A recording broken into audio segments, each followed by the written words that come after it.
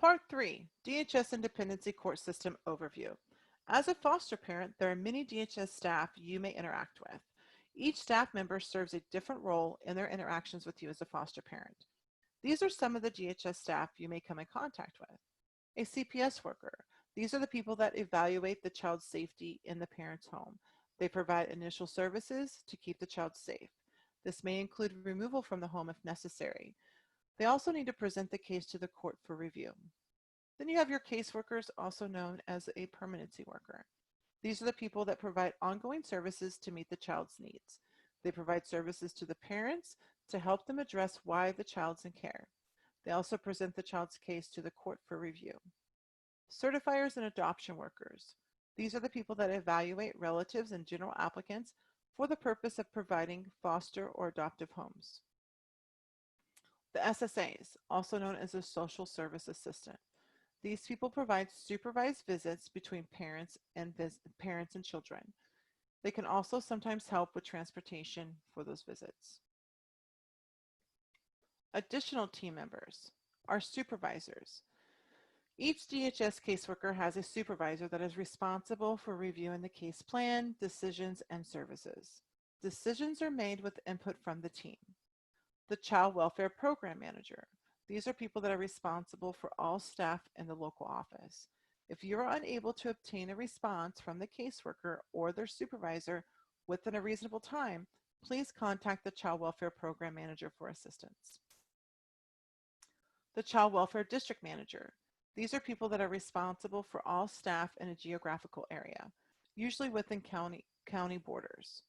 Oregon is split into 16 districts, each with their own district manager. Support staff.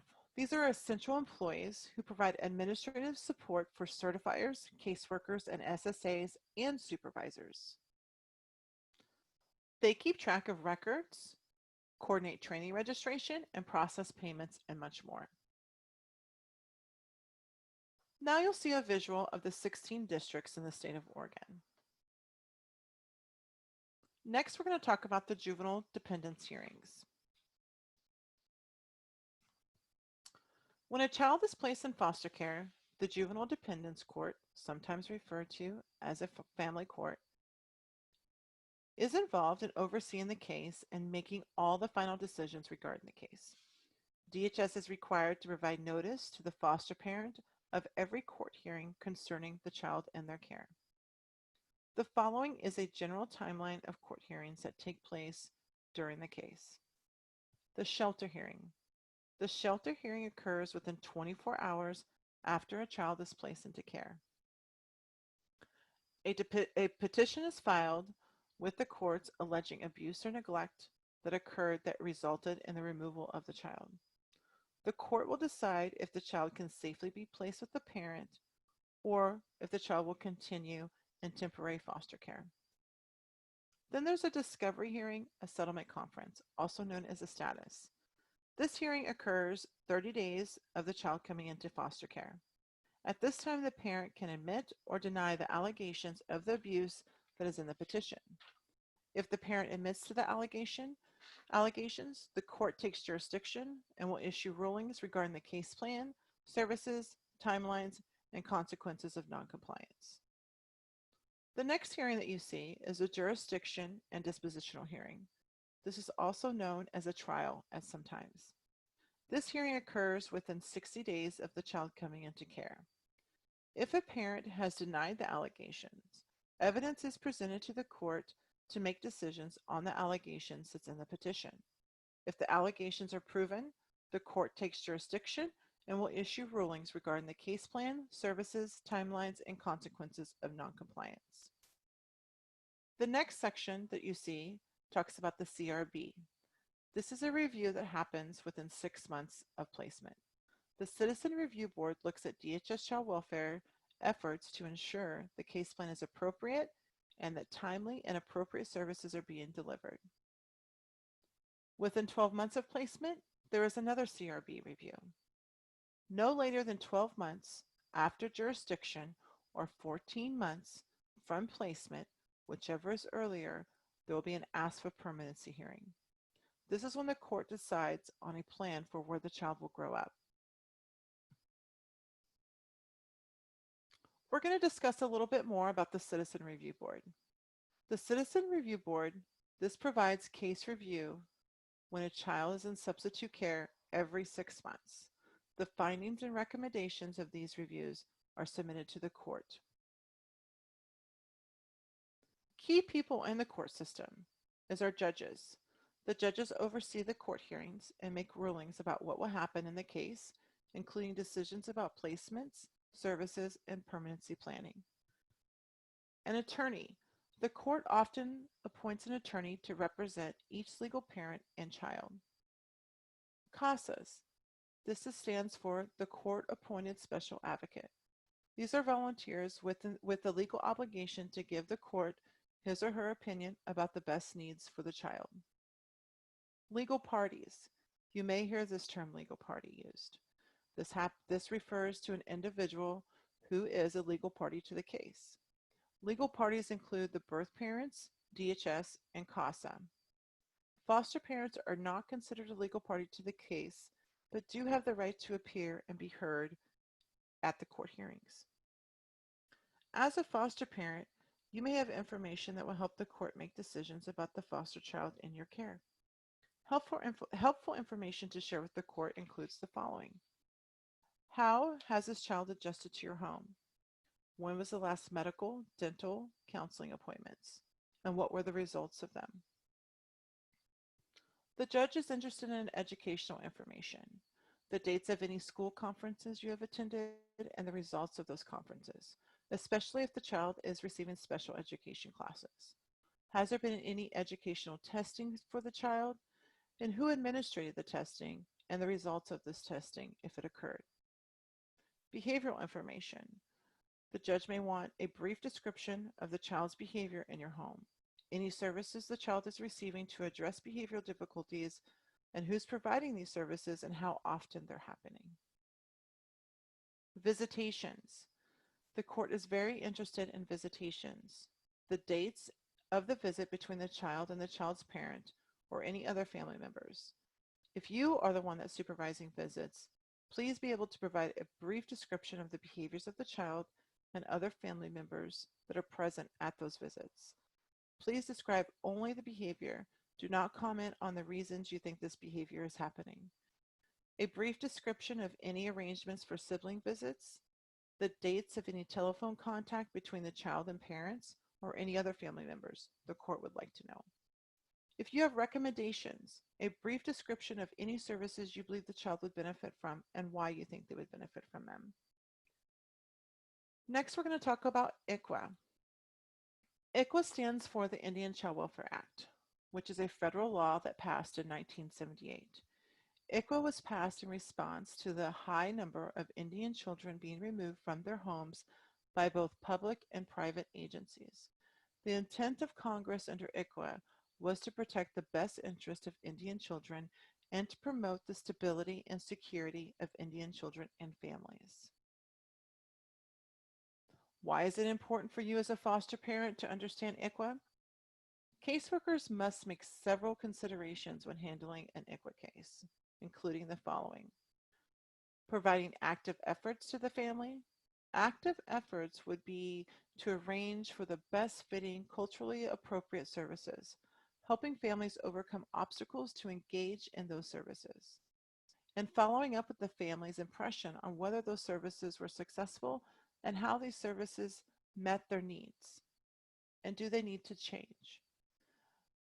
Identifying a placement that fits under the ICWA preference provision. Also, we need to notify the child's tribe and the child's parent in a timely manner of the child's custody proceedings. Working actively to involve the child's tribe, the child's parents, the child's extended family, in the proceedings and any other casework decisions is important to know. We get questions sometimes, what is the difference between active efforts and reasonable efforts? I'm going to give you an example. Active efforts are different from reasonable efforts. Reasonable efforts might be only a referral was made for services, but active efforts would mean that the referral was arranged with the best fitting, culturally appropriate services that help the families overcome obstacles to engage in those services, The worker may take them to the service. They may arrange the transportation. This would be considered active efforts. Next, we're going to talk about ASFA. ASFA is the Adoption and Safe Family Act. ASFA was implemented in 1997. This is a federal law that was implemented. ASFA puts the child first. ASFA allows parents to have a limited time to make the change. ASFA requires that we are always thinking about a concurrent plan, and we'll also discuss what aggravated circumstances means. So the main goal of the Adoption and Safe Family Act is to ensure the health and safety of a child. If parents cannot provide safe care for a child, the court and DHS child welfare will become involved. If a child must be removed from the home to be safe, the child may be placed with a relative, a family member, or residential treatment providers. During this time, parents must make changes to meet the needs of the child. Parents do have limited time to make those changes. Most parents will be given the chance to make changes. Changes may include better parenting practices or lifestyle free of alcohol and drug abuse. DHS and others will work with the parent to make these changes. The law allows only a limited time to make changes so a child can be safely placed with a parent.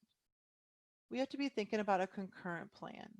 The law requires a concurrent plan, an alternative plan, to be made in case the child cannot be safely returned to the parent's home. The concurrent plan may be adoption, guardianship, permanent placement with a fit and willing relative, independence, or another plan, permanent living arrangement.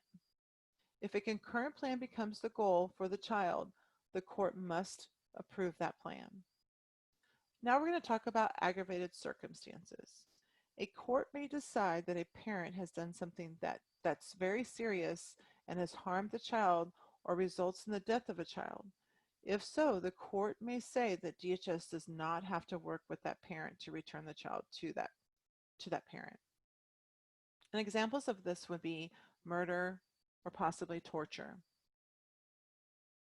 Then DHS can quickly look at another permanent home for the child right away if it meets aggravated circumstances.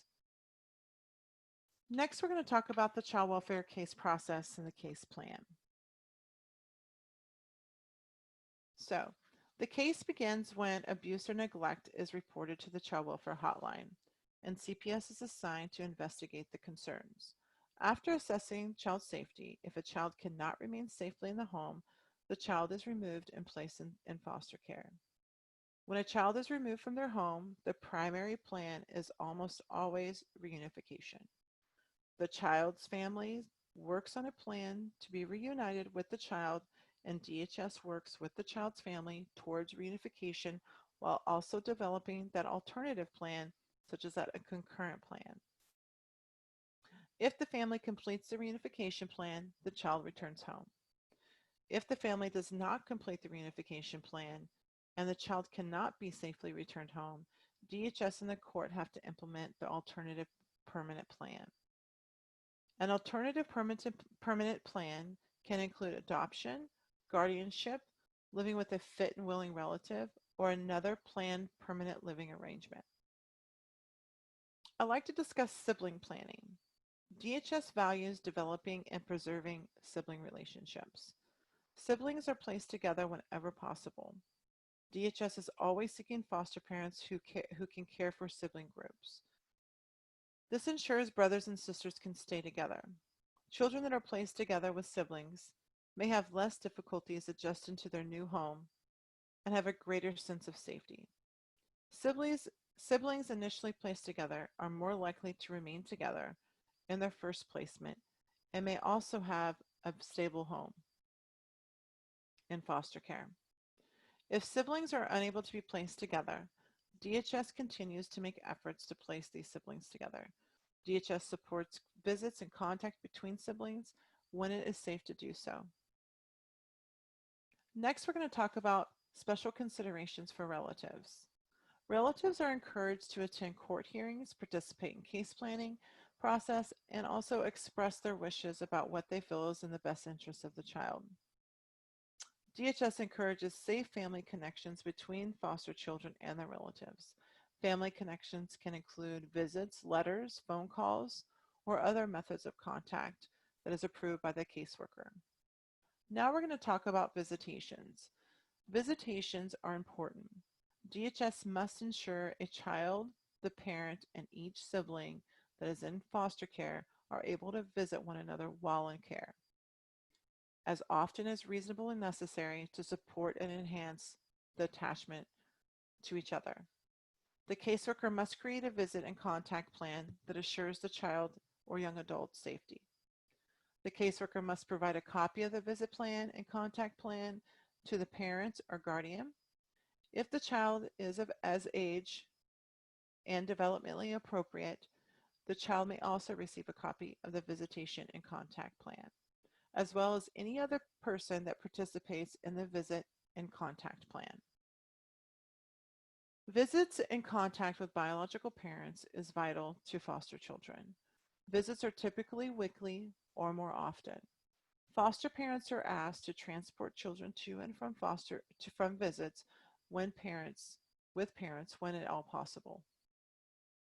Sometimes foster parents are asked to allow supervised phone contact between the child and parent. Your phone and address are confidential and will not be given to the biological parent without your consent. Now we're going to talk about the levels of supervision.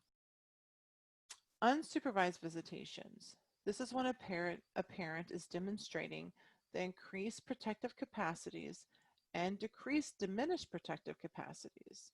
Safety threats are managed and the child feels comfortable visiting with the parent. Monitored visits.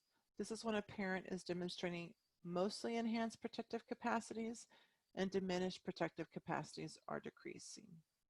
The child is comfortable visiting with the parent. Safety threats can be managed. These visits may be supervised by DHS staff or other approved safety service providers. Supervised visitations. This is when a safety threat exists or are currently being assessed, and there is a vulnerable child. The parent may need assistance in establishing a parent-child relationship. The child may need to be reassured that there's a third party there as well. The supervision requires that the visit be supervised in a DHS office or in the community, supervised by DHS staff or an approved safety service provider. This is supervised within sight or sound. The next is our intensive supervision. This is the highest level of supervision. This is only appropriate on high-risk cases or when there are significant child well-being issues. Examples might be threat of abduction or the child is fearful. Intensive supervision requires that the visits be supervised by a DHS staff or another approved professional. These are also going to occur in a secure environment. We often get questions about what happens when a parent does not show up for visits. When a parent doesn't show up for visits, it can be devastating to a child. If parents miss several visits, other visitation plans can be put in place. An example of this may be the parent may have to call the caseworker the morning of the visit, and then the caseworker would contact the certified family regarding the visit status.